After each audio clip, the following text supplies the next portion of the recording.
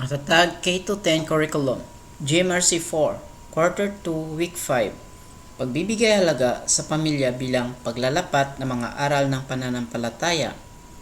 Mga paraan ng paglalapat ng mga aral ng pananampalataya sa pamilya. Pagsasabuhay ng pananampalataya sa iba't ibang sitwasyon ng pamilya. Mga kasanayan at layuning pampagkatuto. Unang araw. Maikling balik-aral. Isulat ang mga aral ng pananampalataya at mga paraan ng paglalapat sa pamilya. Pagtatalakay.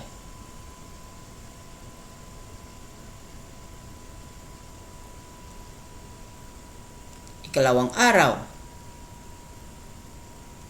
Kaugnay sa paksa 3, mga paraan ng paglalapat ng mga aral ng pananampalataya sa pamilya.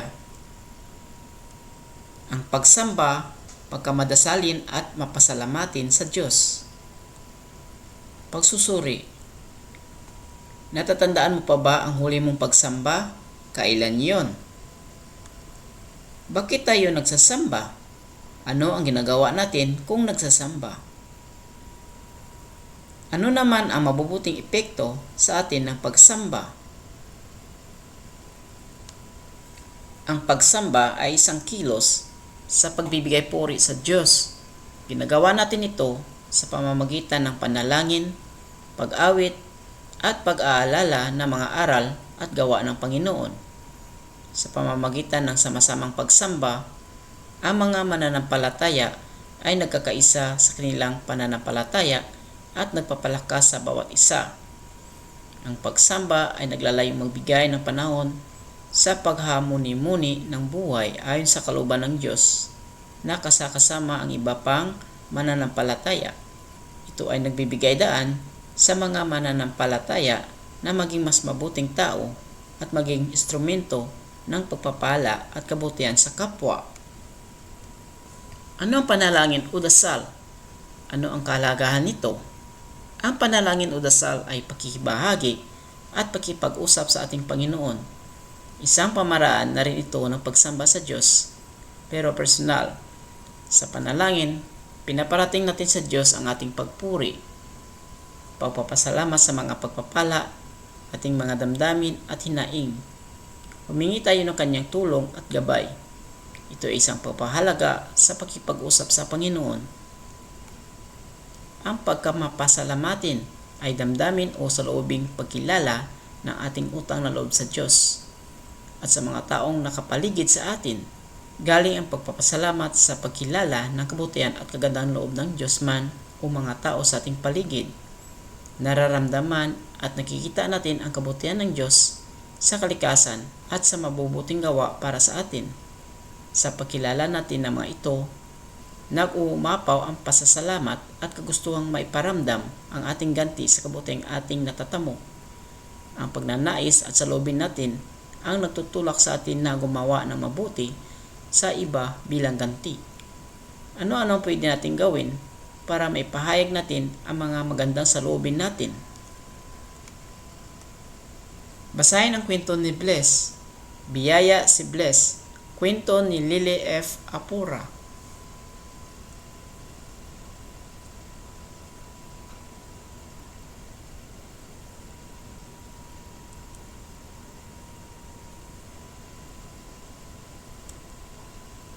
Paglalapat, tanong at sagot. Ano-anong mga aral ang nasa isip ni Bless na nakikita natin sa kanyang gawa?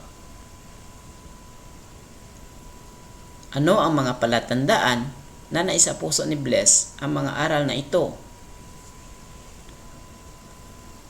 Ano-anong mga gawa ni Bless ang nagpapakita ng nasa puso o sa loobin ni Bless? Ano kaya ang pwedeng mangyari kung hindi umuwi si Bless? Gawang aralin 2, pagsasabuhay ng pagmamahal sa Diyos. Punan ng mga gawang nagpapakita ng pagmamahal sa Diyos ang mga bilog.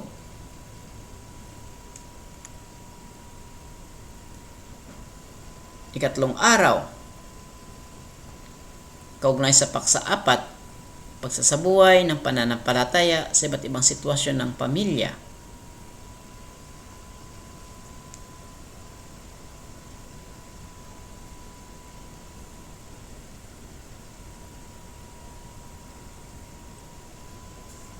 Ang pagpapatawad sa pamilya at magkakaibigan.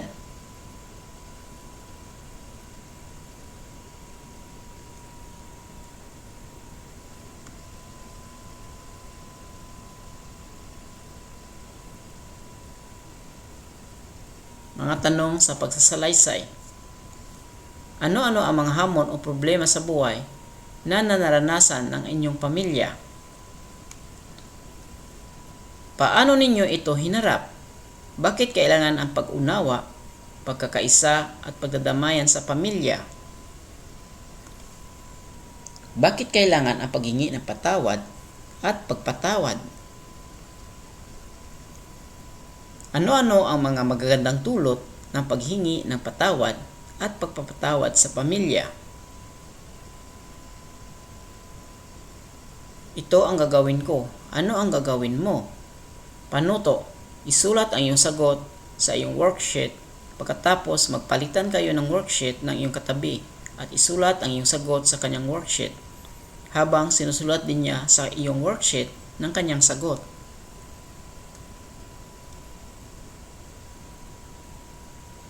Pananampalataya sa puso at gawa. Unang bilang, si Ana at kanyang kapatid na si Marco ay parating nag-aaway. Makulit kasi si Marco at parating iniinis si Ana. Ano ang gagawin mo kung ikaw si Ana?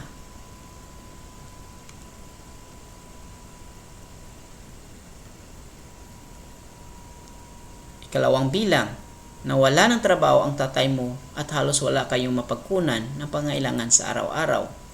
Ano ang pwede mong gawin batay sa aral ng pananampalataya sa ganitong sitwasyon?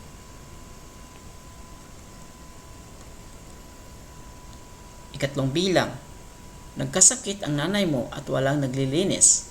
Wala ring nagluluto lalo na sa nanay mong may sakit. Ano ang gagawin mo? Pagsasadula, mabuti ito gagawin ko. Basahin ang panuto. Ibigay sa guro ang litrato o salaysay ng pinili mong gagawin. Ibigay ito sa pitsang itinakda na may lagda ng magulang mo.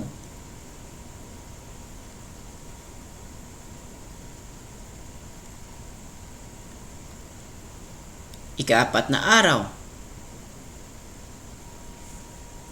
Ang pinakamahalagang aral para sa akin. Punan ang mapuwang sa talata sa ibaba.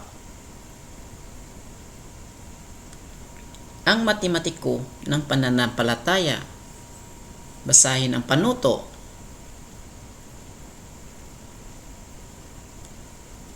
Pagsusulit.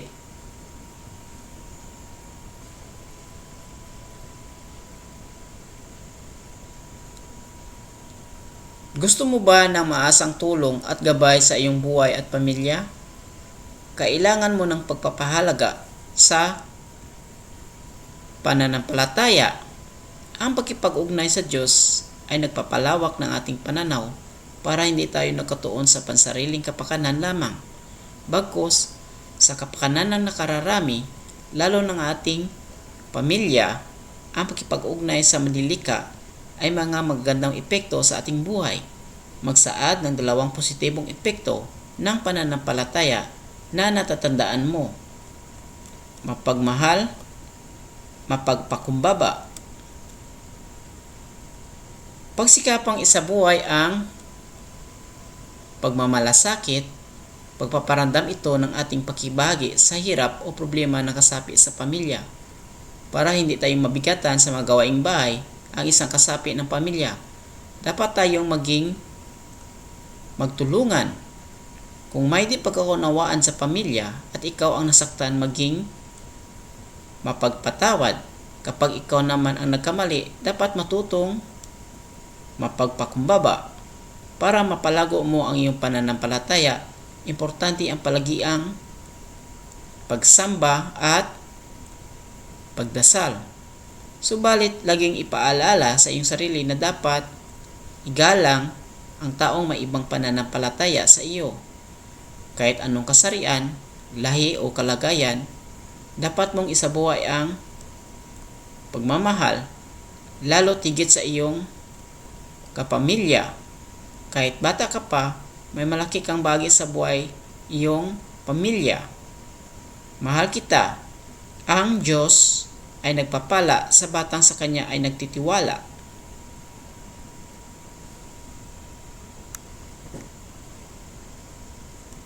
At diyan, nagtatapos ang ating leksyon.